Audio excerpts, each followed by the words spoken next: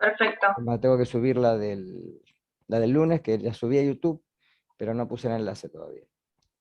Bien, empecemos, comencemos. Bueno, Sofía se las presento, Sofía de Ambrosio es egresada de FASA, soy licenciada en nutrición vos. Exacto. Y bueno, nos va a ayudar en la cátedra, tanto en la teoría como en los prácticos. Así que bueno, Sí, en lo que necesiten. bien, comencemos. Compartir pantalla. Bien, vamos a empezar un poquito con un repaso sobre inmunidad, ¿sí?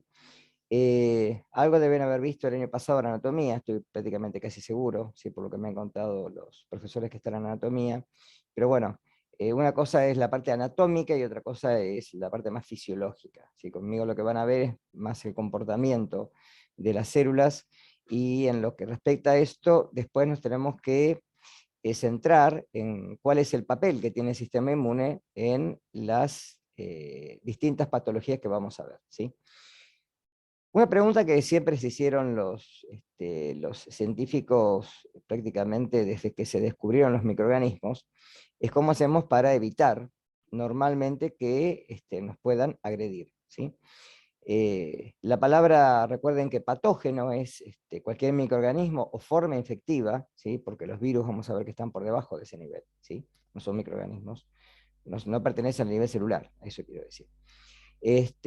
Pero no se enferman, ¿sí? Es decir, cualquier microorganismo que nos pueda enfermar es un patógeno, ¿sí? Si no es un saprófito o saprobio, que es lo mismo, ¿sí? No causa daño. De Ahora, acuerdo. ahora, ¿cómo nos defendemos de los microorganismos? ¿Cuál es la forma que tenemos de poder defenderlos de los microorganismos? ¿Sí? Para esto, nuestro sistema, ¿sí?, inmune es el que logra montar tanto defensas que vamos a ver que son innatas o inespecíficas, que ya nacemos con ellas, y otras que son de alguna manera adaptativas, ¿sí? Un sistema inmune que va cambiando con el tiempo y que nos va dando distintos, ¿sí?, sistemas celulares o humorales para poder defendernos de los microorganismos. Pero para esto tiene que haber un evento central que es la presentación antigénica. Eso es muy importante, ¿sí? Entonces, ¿cuál es la forma de defendernos y cómo el sistema inmune logra hacer esto, ¿sí? Nosotros sabemos que en el organismo estamos constantemente, si han visto alguna vez la película esta, Guerra de Otros Mundos, termina justamente la película eh, haciendo hincapié de que a pesar de que el hombre podía tener armas hasta nucleares, ¿sí? En la última película se ve eso, eh, es el sistema inmune, en realidad, el que afecta la vida de, en este caso creo que eran marcianos, ¿sí?, que querían invadir la Tierra. Y el sistema inmune, en realidad, nos defiende tanto de lo ajeno como de lo propio. Eso hay que tenerlo en consideración.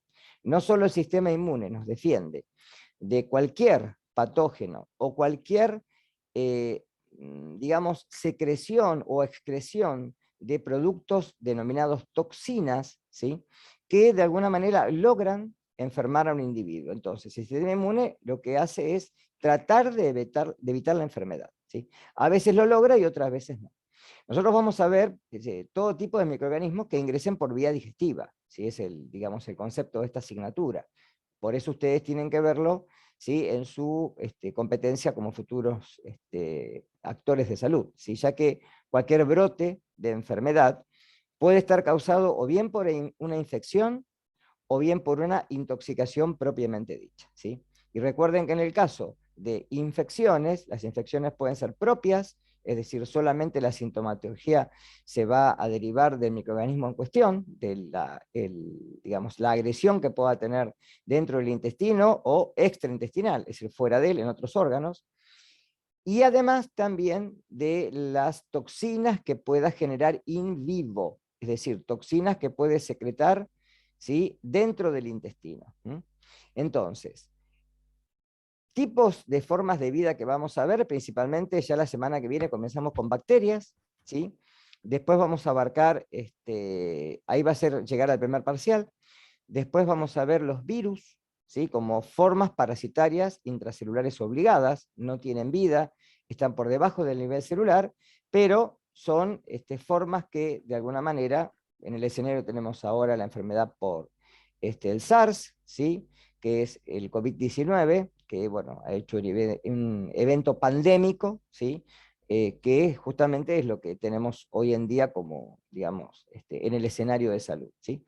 Y también tenemos, ¿sí?, intoxicaciones por mohos, es decir, microorganismos que son de alguna manera eucariotas y pluricelulares, que generan toxinas y que pueden llegar al alimento, ¿sí? Y también los parásitos, ¿sí?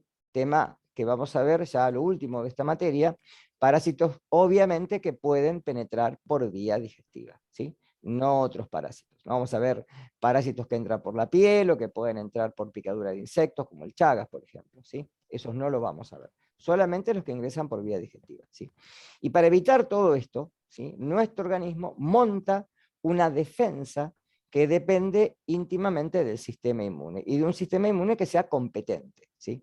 El otro día cuando hablaba con el curso del lunes, yo les decía que ustedes tienen que tener en cuenta que el concepto de inmunidad es igual que una campana gaussiana. Creo que en segundo año ven algo de estadística. Una campana gaussiana tiene, ¿sí?, una forma de campana en donde el sistema inmune sería, tanto en el principio de la vida como en el final de la vida, ¿sí?, con una menor eficiencia. Primero porque se está formando y luego porque ya las células entran en senescencia y ya la actividad celular es menor y el individuo puede enfermarse ya, ¿sí?, con más asiduidad y de cualquier patógeno que a un inmunocompetente no lo enferma, ¿sí? Y por otro lado también tenemos, ¿sí?, las enfermedades de lo que uno diría la inmunosupresión, ¿sí?, lo que es el síndrome de inmunodeficiencia adquirida, por ejemplo, ¿sí?, entre unas de ellas. Y otras enfermedades que son autoinmunes, ¿sí?, que no tienen que ver con la vía digestiva, pero que de alguna manera es cuando el sistema inmune ataca de alguna ¿sí?, al propio organismo en vez de defenderlo, ¿sí? Ahora, ¿cómo ha evolucionado a partir prácticamente de algunos invertebrados, ¿sí?, pasando a los vertebrados ya que tienen sistemas óseos, como los peces, ¿sí? Hay peces que son óseos y cartilaginosos. Los que son óseos tienen también un sistema inmune, ¿sí?, igual que los cartilaginosos, muy similar al nuestro. Y desde ahí en adelante, el sistema inmune ha evolucionado hasta nosotros, en el cual comienza a desarrollarse ya en la vida embrionaria, madura durante el nacimiento y con la inmunidad por vacunas, y luego también, ¿sí?, llega a la adultez con una inmunocompetencia más eficiente y, como les dije recién, después comienza a declinar otra vez. ¿Está claro hasta acá? ¿Alguna pregunta? Bien, Hola, profe. sí, ¿Cómo le escu- va? Yo recién entré está bien, y no sé hasta más o menos dónde vieron o qué vieron. está bien, está bien. Igual la clase, ahorita que queda grabada, ¿sí? Todas las clases quedan grabadas, así que después Ah, las podés ver buenísimo. del principio, ¿sí? Vaya, Ahora, gracias. de nada. Vamos a ver lo que son defensas inespecíficas y defensas específicas. Es decir, el sistema inmune lo podemos dividir como una forma de estudio, ojo con esto, en lo que es inespecífico o innato, es decir, que ya nacemos con él, y otro que es específico o adquirido o adaptativo, son todos sinónimos, ¿sí? El sistema inmune de tipo innato reacciona o va a enfrentar al patógeno de igual manera, independientemente de cuál sea el patógeno que nos va a agredir. En cambio, el sistema inmune, que es adaptativo o específico, tiene que montar una respuesta después de la presentación antigénica, y esa respuesta se amplifica en el tiempo, ¿sí?, por medio de la exposición a los patógenos, y ahí tiene mucha relevancia, obviamente, los planes de vacunación, ¿sí? Entonces, ¿a qué llamamos un sistema inmune inespecífico? A esto, al que reacciona de igual manera, no tiene especificidad, ¿sí? Está compuesto por ciertas barreras que son naturales, la piel, por ejemplo, como órgano, ¿sí?, de mayor volumen en el cuerpo, que tiene, ¿sí?, ciertas condiciones, como es un tejido continuo, sin matriz o una poca o escasa matriz extracelular, que actúa como una, ¿sí?, línea de defensa primaria. Le siguen las mucosas, ¿sí?, que revisten todo el interior del cuerpo y también pueden formar órganos, ¿sí? Con lo cual, ¿sí?, la piel revestida, ¿sí?, de estas glándulas mucosas son las que de alguna manera entrampan sustancias y la logran eliminar por las vías de salida, como la respiratoria o la digestiva, ¿sí? Y secreciones que contienen, por ejemplo, enzimas hidrolíticas que son bactericidas o bacteriostáticos. Aclaro esto. ¿Qué quiere decir bactericida? Que elimina cualquier forma bacteriana, no a las esporas, vidas vegetativas. Bacteriostático quiere decir que no las elimina, pero logra frenar la tasa de multiplicación, ¿sí? Es decir, como dice Wright, las mantiene a raya, ¿sí? Y después tenemos, ¿sí?, las células que componen el sistema fagocítico, es decir, lo que son micrófagos o macrófagos. Estas células principalmente lo que hacen es primero fagocitar, comer, ¿sí?, y luego presentan antígenos en su membrana, ¿sí? Después vamos a hablar ahora de las defensas específicas, que se pueden dividir en dos: una respuesta humoral dada por la presencia de anticuerpos que responden a determinados antígenos, y una respuesta celular que responde directamente por el medio de células citotóxicas, que van a descargar el estallido respiratorio a nivel, ¿sí?, de los intersticios tisulares, y logran eliminar a los patógenos, pero también mueren ellas, ¿sí? Los tipos de células que vamos a encontrar en el sistema específico tienen un gran reconocimiento intercelular, ¿sí?, y el mecanismo de acción está dado por sistemas de amplificación celular, es decir, por clonación. Ahora lo voy a explicar a todos. Entonces, recuerden cuáles son los órganos principales del sistema inmune. Hablamos de órganos primarios y órganos secundarios. Los órganos primarios son los que forman las células. Sí. ¿Alguna pregunta? ¿No? Bien. Los órganos primarios son el timo, que es un órgano que se encuentra en el centro de nuestro organismo, cerca del mediastino, que luego comienza su remisión, es decir, luego se atrofia, y ya no tiene, ¿sí?, secreción de linfocitos T, pero dura lo suficiente como para reclutar una población de linfocitos T que nos dure para toda la vida, ¿sí?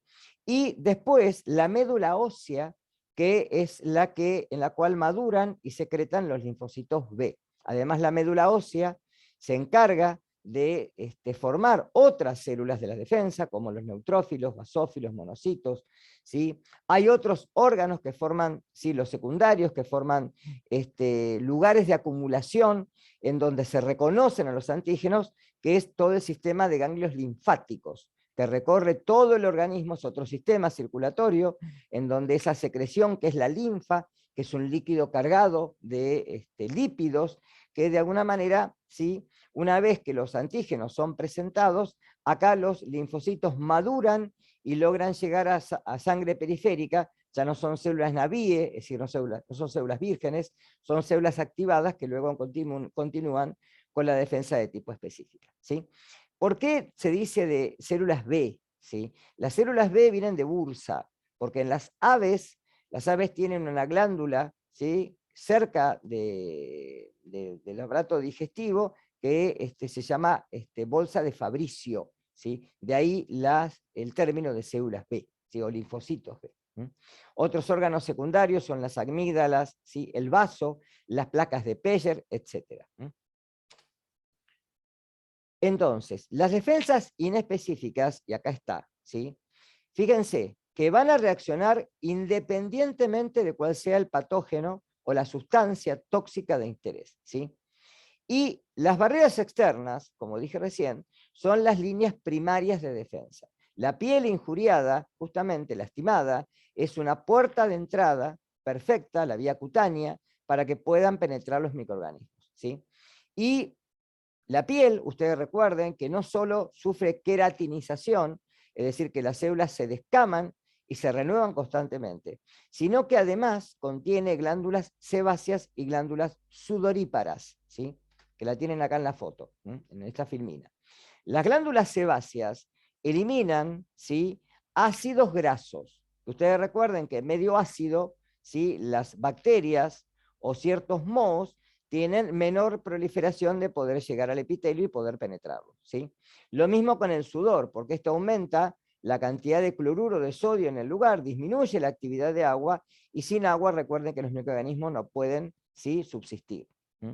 Además tenemos otras estrategias como el sistema broncociliar, que es una serie de cilios que se encuentran, ¿sí?, en el sistema respiratorio, que barre los productos hacia el exterior y junto con las glándulas mucosas logran, ¿sí?, con la expectoración eliminar partículas.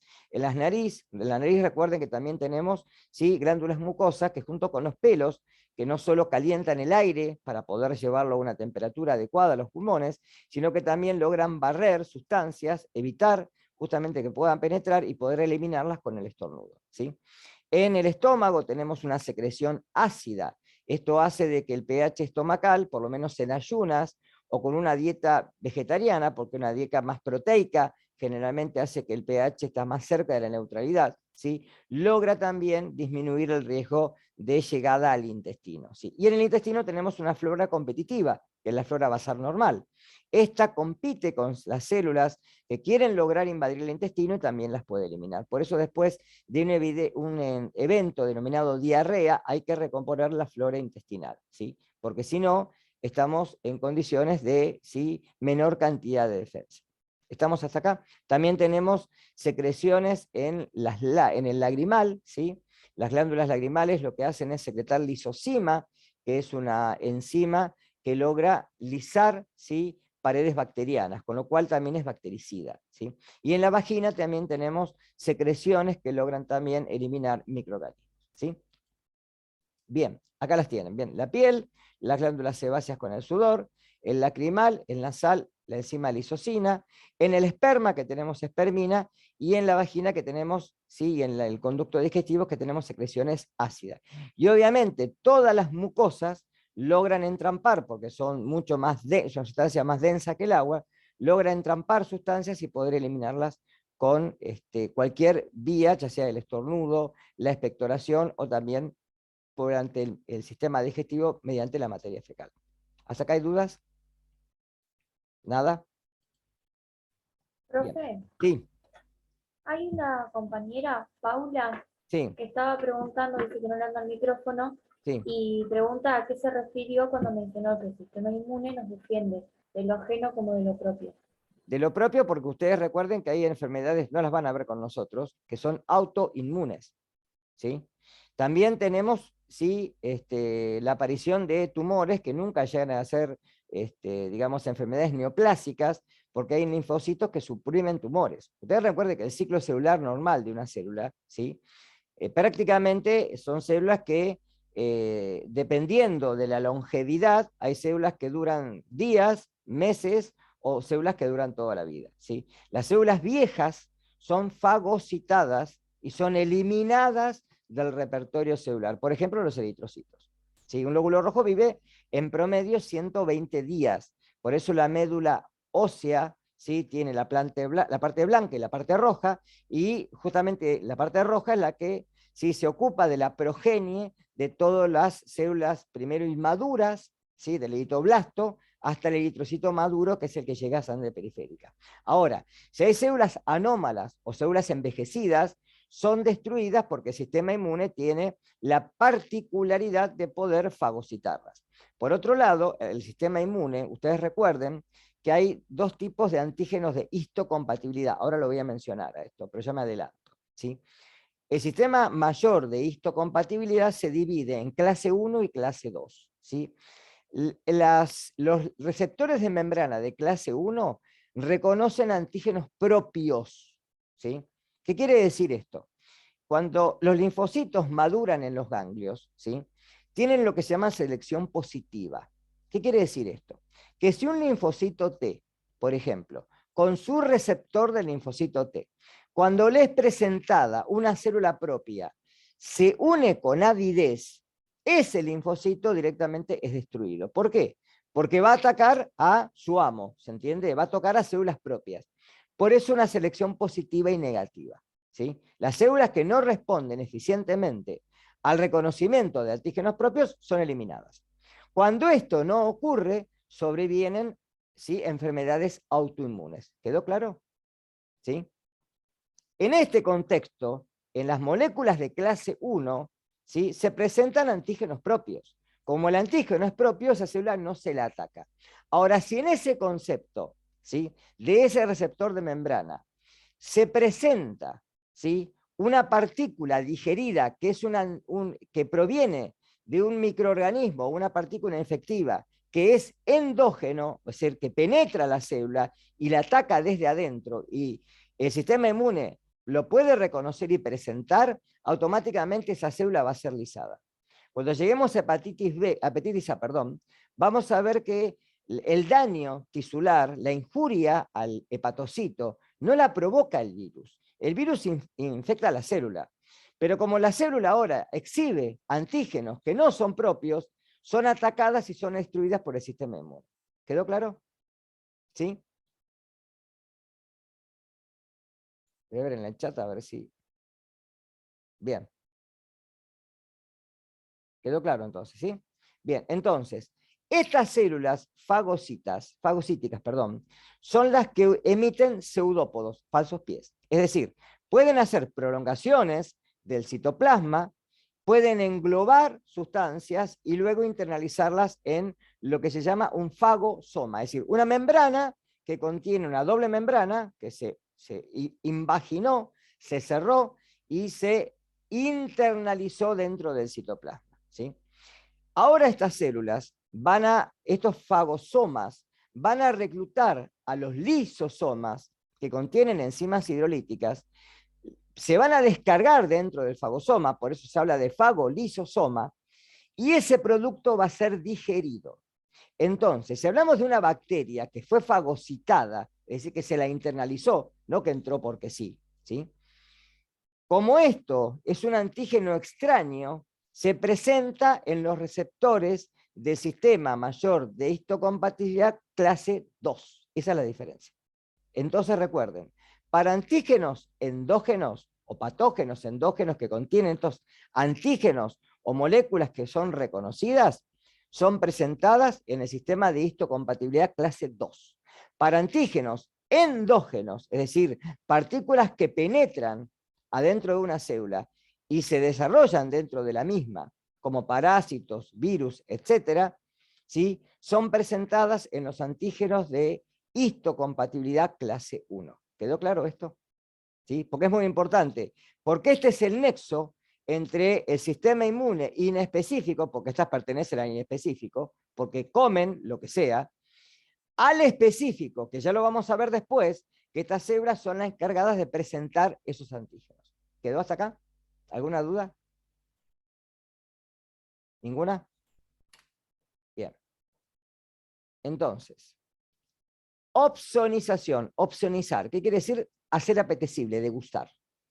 Es decir, a ver, una célula, ¿qué carga tiene en relación al potencial de membrana celular? Del extra al intracelular. ¿Cómo es la carga afuera y cómo es la carga adentro? A ver si se acuerdan de anatomía de esto. ¿Cómo es el potencial de membrana? Por fuera es la carga. Puede ser que sea negativo. Justamente al contrario. Afuera es positivo y adentro es negativo. Por eso la bomba sodio-potasio ATPasa, cuando intercambia iones, los intercambia de distinta manera. Saca 3 sodios y entra 2 potasios. Como sale una carga positiva y entran 2 positivas, queda una negativa dentro, ¿sí?, en relación a la que salió. Por eso recompone el potencial de membrana. Recuerden esto. Entonces, el potencial de membrana, ¿sí?, extracelular es positiva en reposo, obviamente, ¿sí? Y interior, para cualquier célula, es negativo. Ahora, las células bacterianas, como tienen membrana o tienen pared, tienen la misma carga extracelular. ¿Qué pasa si 2 cargas de igual índole se acercan? ¿Se repelen o se atraen? De igual carga. De igual carga se repelen. Se repelen. Entonces sería imposible fagocitar, ¿está claro? Estas partículas, ¿sí?, que pueden ser proteínas o anticuerpos, ¿sí?, logran, como tienen carga negativa, formar, ¿sí?, una unión favorable para favorecer la fagocitosis. Eso quiere decir opsonizar. ¿Está claro? Una de las proteínas de fase aguda, ¿qué quiere decir fase aguda? Cuando recién comienza el episodio de enfermedad, ¿sí? Es secretada por el hígado y es la proteína C reactiva, ¿sí? Que es una proteína que aparece con cualquier infección, independientemente de cuál sea el patógeno. Siempre que hay un fenómeno inflamatorio, el hígado se encarga de secretar estas proteínas al torrente circulatorio y contribuyen con la fagocitosis. ¿Se entendió? Es decir, la partícula ahora puede ser, ¿sí?, incluida dentro de un fagosoma, digerida y luego poder ser excretada o presentada. ¿Quedó claro? ¿Seguro? Acá tiene un papel, por ejemplo, muy importante las células dendríticas, que son especializadas directamente en fagocitosis. Se especializan en eso, ¿está? Porque es justamente la función principal. Igual que los neutrófilos, ¿sí?, o micrófagos, y los monocitos, que son los macrófagos, son más grandes. ¿Sí? Acá tienen, ¿ven? Los neutrófilos, ¿sí?, que aproximadamente son entre un 60 y un 65% de la población de leucocitos o glóbulos blancos, ¿sí? Son los que patrullan constantemente todo el organismo, ¿sí? Y cuando hay una inflamación, ¿sí?, que hay inflamación, hay fiebre, hay un aumento del punto termostático, se acelera la circulación sanguínea, eso es la fiebre, ¿sí?, son reclutados al lugar en donde se dé la infección, que ya puede ser cutánea, puede ser en un órgano, cualquier lado, por un fenómeno que se llama diapédesis. Por eso hay vasodilatación. Entonces las células pueden atravesar los vasos, ¿sí?, del sistema circulatorio y dirigirse directamente a cualquier lugar del organismo, ¿sí? Acá cuando llegan lo que hacen es fagocitar y también poder destruir, ¿sí?, material externo, material celular. Pero con esto logran descargar un arsenal hidrolítico tan importante que también culminan muriendo. Es como una batalla. Entonces acá no solo mueren células ajenas, sino también células propias. Por eso se habla de un material purulento, lo que es el glóbulo o el material que se denomina pus, ¿sí?, que es un material que engloba tanto sustancias que son propias, ¿sí?, de la muerte celular, como una gran cantidad de células muertas que han querido invadir el organismo. ¿Queda claro esto? Por eso en esa batalla mueren también células propias como células ajenas. ¿Quedó? Es lo mismo que dice acá. Acá tienen, dependiendo de los receptores, ¿sí?, los tipos de receptores que puedan captar, ¿sí?, sustancias ajenas, por eso luego los pueden fagocitar, internalizar y digerir. Todo ese mecanismo es el que se necesita para la presentación antigénica, ¿sí? Por eso los macrófagos, que de alguna manera, ¿sí?, la mayoría son los monocitos, tienen distintos nombres dependiendo del lugar en donde se encuentre, que se llama sistema retículo endotelial, en donde acá, como les dije recién, intervienen en la destrucción de células ajenas y también de células envejecidas o células propias.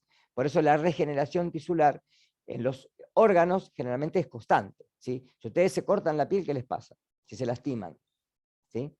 ¿Qué ocurre generalmente? Hay una inflamación, ¿sí? Luego conlleva esto a un reclutamiento celular, células de defensa que tratan de detener la infección. Si esto no ocurre, obviamente hay que tomar algún antibiótico que sea para, de alguna manera, digamos, el evento epitelial por vía cutánea, ¿sí?, por la forma de, digamos, de acción, y de esta manera, ¿sí?, logran defendernos de las células que son extrañas, ¿sí? Ahora, en este contexto, estas células, cuando van al lugar de ataque, secretan una sustancia proteica, un mensajero, que se denomina interleuquina 1. Ese mensajero es paracrino. Quiere decir que va a actuar sobre células vecinas, fundamentalmente reclutando o llamando a linfocitos T o a linfocitos B, para que logren de alguna manera colaborar con la destrucción de células ajenas. ¿Se entendió hasta acá? ¿Mm? Defensas específicas. Para esto, tiene que haber presentación antigénica.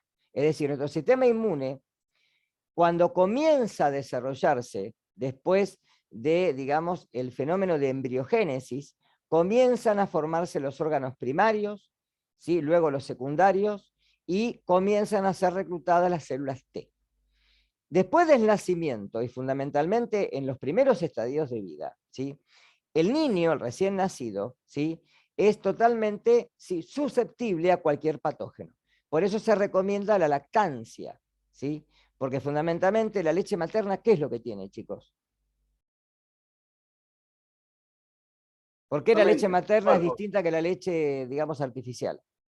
Porque tiene anticuerpos. Porque contiene Anticuerpos de la anticuerpos. madre. Y fundamentalmente tiene un anticuerpo muy especial que se denomina IgA, secretora, ¿sí? Es un anticuerpo que reviste todo el intestino y todo el tubo digestivo. El tubo digestivo es un tubo continuo, ¿no? Comienza en la boca, ¿sí? Sigue por la faringe, llega al esófago, de ahí al estómago, de ahí al tubo digestivo, en la parte del intestino delgado, el intestino grueso, y termina recto y llano. Es todo solo un continuo, ¿sí? Al cual se le vierten obviamente glándulas anexas, como el hígado y el páncreas. ¿Queda claro esto? O las glándulas salivales, ¿sí? Que son glándulas, y en el estómago las células parietales que también secretan ciclorhídrico y pepsinógeno, ¿sí? Toda esta contribución hace de que de alguna manera, ¿sí?, el sistema inmune logre de alguna manera presentar estos antígenos a estas células que ahora van a montar una respuesta específica, dada por dos tipos de eventos: células humorales y fenómenos humorales y fenómenos tisulares llamados células T citotóxicas, o las llamadas NKC, Natural Killer Cells, ¿sí? Células naturales, agresivas o asesinas, ¿sí? La respuesta humoral está dada por anticuerpos, ¿sí? Y está dada por el reclutamiento y activación de linfocitos denominados linfocitos B. En cambio, la respuesta celular está dada por linfocitos citotóxicos, o CD8, que son activados por el mismo, ¿sí?, presentador, que es una célula CD4, o linfocito T llamado helper, ¿sí?, o colaborador o ayudador, que son las células que logran disparar la respuesta para cualquiera de las dos vías, dependiendo de cuál sea el patógeno, o para la vía humoral o para la vía celular. ¿Está claro esto? Acá tienen lo que es la respuesta humoral. Presten atención. Cuando un macrófago, un micrófago o una célula dendrítica presenta un antígeno a un linfocito T colaborador, primer presentación antigénica en la vida del individuo, ¿está claro? Ya sea por vacunación o ya sea por exposición, ¿sí? Este linfocito T tiene un receptor directamente, que es el receptor del linfocito T, que se une con el sistema mayor de histocompatibilidad de clase 2, ¿sí?, de la célula presentadora de antígeno. Y ahí secreta lo que se llama interleuquina 2. La interleuquina 2 lo que hace es llamar a los linfocitos B, que ahora activados se van a dividir en una célula B de memoria, que guarda memoria del ataque de ese antígeno, ¿sí?, que fue presentado por primera vez, y esa célula ya no es una célula Navie, es una célula que ya ahora se diferenció de los otros linfocitos que son todavía inmaduros. Y una célula plasmática. La célula plasmática es la que es encargada de secretar anticuerpos, ¿sí? Anticuerpos de 5 clases. IgM, que son pentámeros, son los más grandes y son los primeros en la respuesta aguda, ¿sí?, que viven muy poco tiempo y que después en la seroconversión, es decir, una segunda presentación antigénica, que ya ahora no es necesario el linfocito T, porque ya el linfocito B de memoria reconoce al antígeno, y acá se habla de expansión clonal, porque ese linfocito B se vuelve a dividir en una segunda B de memoria, por eso hay tantos linfocitos B que se habla de expansión clonal. Y ahora esa célula B secreta anticuerpos de tipo IgG, monómeros, pero que viven mucho más tiempo y que pueden pasar la barrera placentaria. Muy importante, porque la IgM no puede atravesarla. ¿Quedó claro esto? Los otros anticuerpos son IgA, que ya dijimos, que actúa en toda la vía secretora, ¿sí?, que tapiza todo el intestino y las cavidades. Los anticuerpos de tipo IgE, que son los derivados de la hipersensibilidad, es decir, de cuando el sistema inmune reacciona en una forma exacerbada con cierto tipo de sustancias denominadas alergenos, que para algunos seres humanos tenemos alergias a ciertas sustancias como el polen, alimentos, fármacos, etc. ¿Está claro? Esa IgE es la que va a descargar, cuando una vez que está unida a los mastocitos, va a descargar histamina y desde ahí que se da el evento alérgico. No lo van a ver conmigo, porque esto no tiene nada que ver con el sistema digestivo, que es una exacerbación del sistema inmune. Y la IgD, que es un anticuerpo que se encuentra en la membrana de las células y que contribuye con la presentación antigénica. Estos anticuerpos también se denomina inmunoglobulina, son proteínas. Una pregunta de lo que vieron en el pasado. ¿Por qué si tenemos 33.000 genes, tenemos más de 100.000 proteínas? ¿Cuál es la justificación? Porque justamente tiene que ver con los anticuerpos. Porque no hay un repertorio de genes para toda la cantidad de anticuerpos que logramos formar en la vida del individuo. ¿Y por qué hay más anticuerpos que genes? ¿Qué les parece? ¿Qué evento es el que produce esto? ¿Por qué se da? ¿Cómo se llama eso?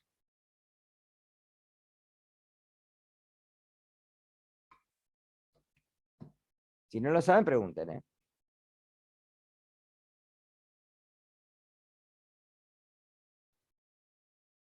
Porque tenemos una determinada cantidad de genes, pero por splicing alternativo, es decir, cuando el ARN mensajero madura dentro del núcleo antes de llegar al citoplasma, se pueden cortar de distinta manera intrones y unir los exones, con lo cual hay más de una proteína por cada gen.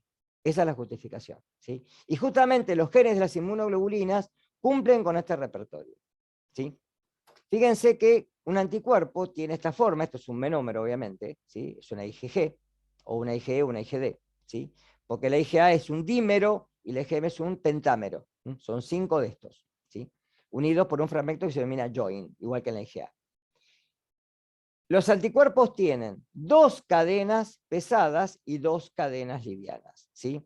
Cada cadena pesada y cadena liviana contienen regiones que son hipervariables o variables, que son las de los extremos, y una región constante o fragmento cristalizable que es propio para cada inmunoglobulina. Quiere decir que todas las IgG tienen el mismo, la misma parte invariable o constante, y difieren solamente en la parte variable. ¿Está claro esto? Por eso hay más anticuerpos que genes que los forman. Es más, los anticuerpos viajan con estos brazos prácticamente plegados, como si estuvieran así cerrados, y solamente se abren cuando se encuentran con el antígeno que les dio origen. El antígeno contiene lo que se llama epitopes o epitopos, y la parte variable se denomina paratope. El paratope se une, tiene alta afinidad con el antígeno que le dio origen, y pueden llegar a neutralizar, favorecen a la fagocitosis. Cuando se abren, desencadenan justamente la unión del sistema del complemento. ¿Lo vieron en el pasado eso? Lo que es el sistema del complemento. El sistema del complemento es un conjunto de 20 proteínas distintas que conducen a un solo evento que se denomina complejo de ataque de membrana. Es como un taladro, que una vez que es activado por la vía clásica o la vía alternativa, logra perforar la membrana celular y logra hacer que el agua ahora intersticial penetra dentro de la cavidad y logra alisar la célula. ¿Está claro esto? Por eso es totalmente inespecífico el sistema de complemento. Va a actuar contra cualquier patógeno o célula anómala. Por eso es muy importante la presencia de anticuerpos también en las enfermedades parasitarias, por ejemplo. Los anticuerpos pueden actualizar también como opsoninas, porque se unen, fíjense, forman complejos antígeno-anticuerpo, y logran también hacer que las células puedan fagocitar. Favorecen la opsonización. ¿Ven? Facilitan el cumplimiento antigénico y contribuyen a la activación del fagocito. Y la respuesta celular, que está dada por la activación de células que son citotóxicas. Es decir, que lo que van a hacer es, cuando llegan al lugar, descargar un arsenal hidrolítico que se denomina estallido respiratorio.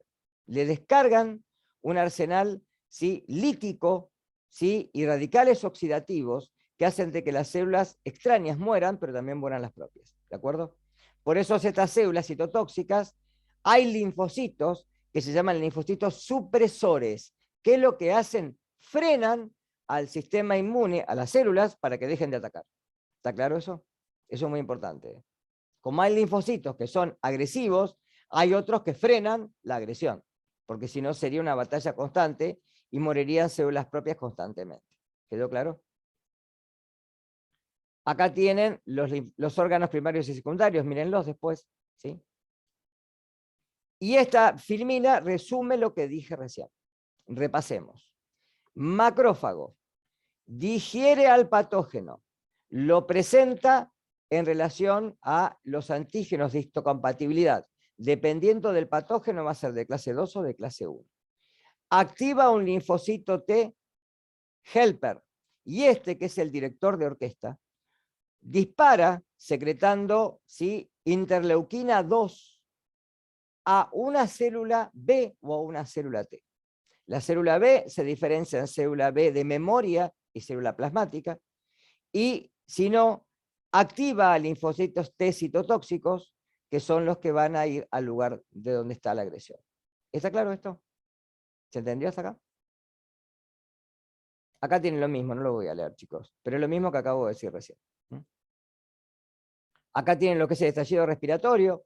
Recuerden que nosotros tenemos unas organelas que se llaman lisosomas y otras que se llaman peroxisomas, que son las que contienen, ¿sí?, estos radicales como el anión superóxido, ¿sí?, o el peróxido de hidrógeno. Esto descargado en el exterior celular es un arma letal, porque logra destruir material celular que puede ser agresivo para el organismo, ¿sí?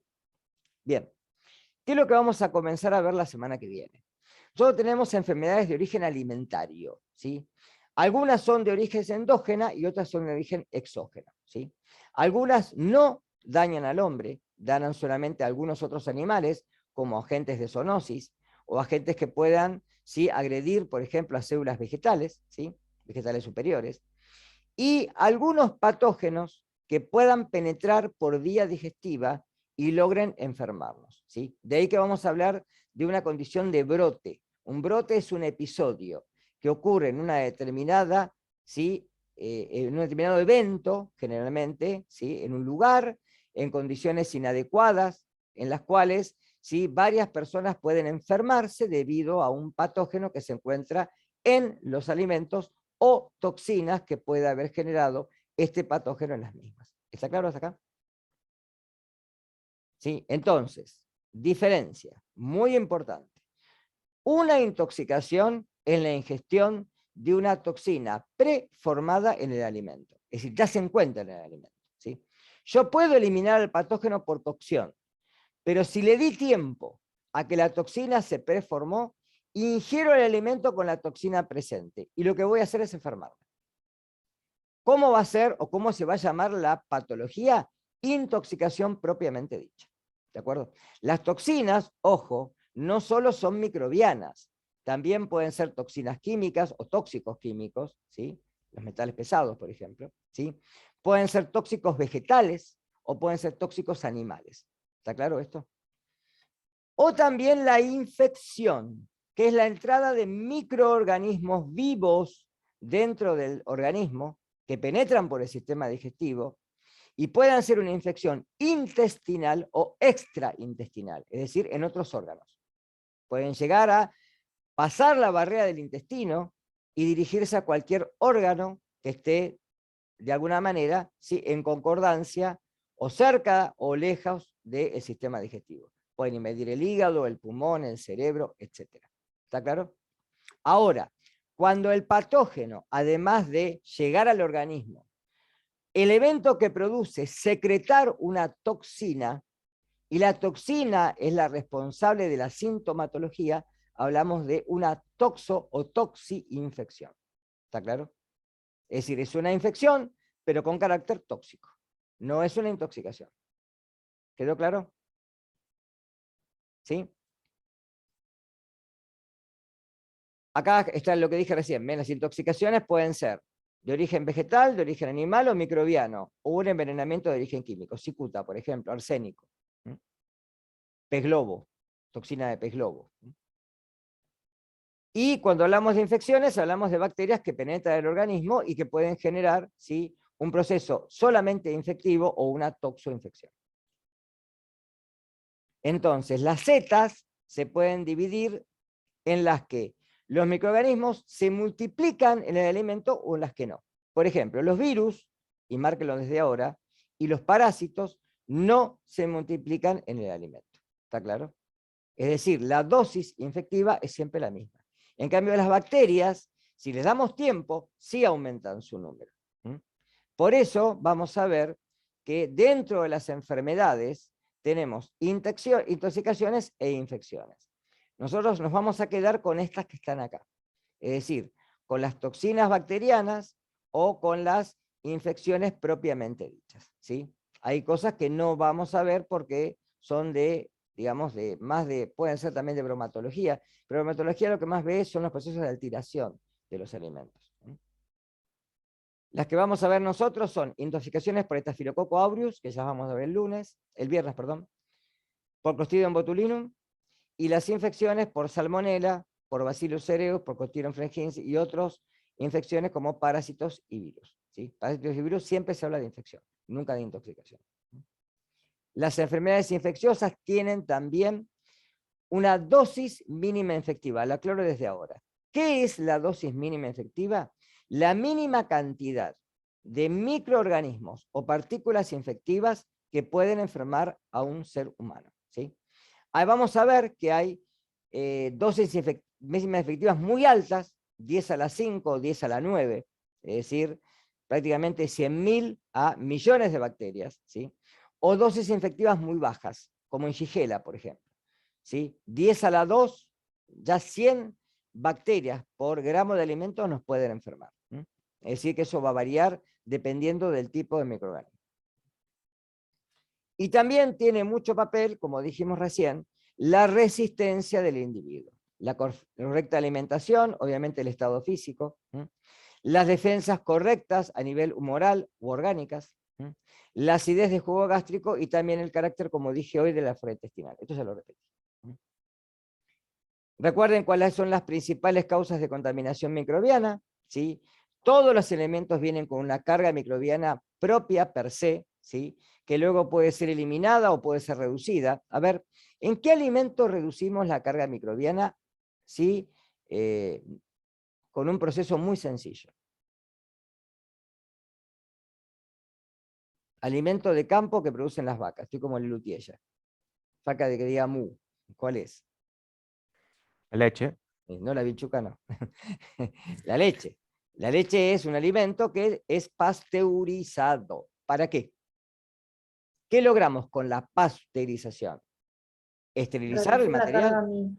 Solamente reducimos la carga microbiana. ¿Está claro? ¿Sí?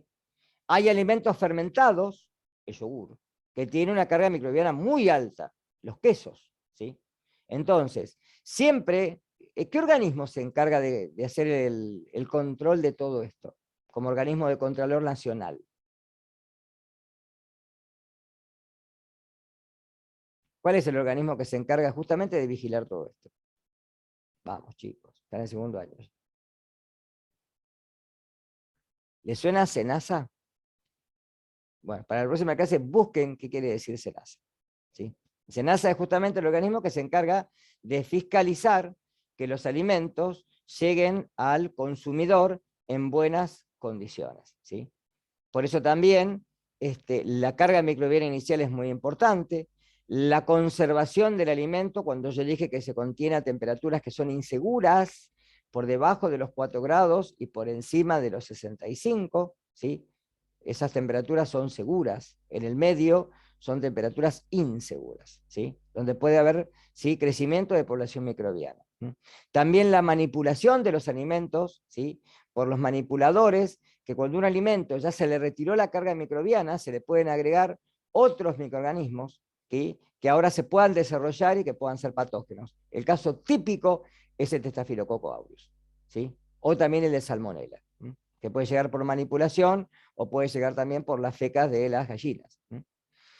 Y la contaminación cruzada, que yo no debo haber visto, que es cuando tratamos a un producto ya cocido, por ejemplo, una carne cocida, con un utensilio lo colocamos en un lugar donde haya alimentos, donde se hayan, ¿sí?, digamos, manipulado alimentos crudos, ¿está claro? Si yo voy a hacer un asado, en la bandeja que llevo a la parrilla, la carne va con sangre, está cruda, ¿sí? La llevé, la puse a la parrilla, la cocí, todo, no lo vuelvo a poner en esa bandeja, ¿sí? La tengo que lavar previamente o cambiar de bandeja. ¿Quedó claro esto? ¿Sí? Bueno, por hoy basta. ¿Sí? Vamos a tratar de hacer la clase de 1 hora, porque no se me van a morir acá, se van a dormir. Bueno, va a quedar un pedacito, que es lo de ETAs, que ya está grabado en la clase anterior. El viernes que viene, de última, antes de entrar a clase, recuerden que ya tienen un cuestionario para resolver, ¿sí? Les voy a dar unos 10-15 minutitos como para poder resolver el cuestionario o hacer preguntas, ¿sí? Ahí me va a ayudar Sofía, como para poder empezar a que ustedes hacer un debate, que no sea yo solo el que hablo, sino que también puedan preguntar con más conocimiento de causa. ¿Estamos? ¿Sí? Ya le cambié el horario a la asistencia, ¿sí? Lo tengo que cambiar cada vez que lo hago, pero bueno, no importa, ¿sí? Es un tema mío, no es de ustedes.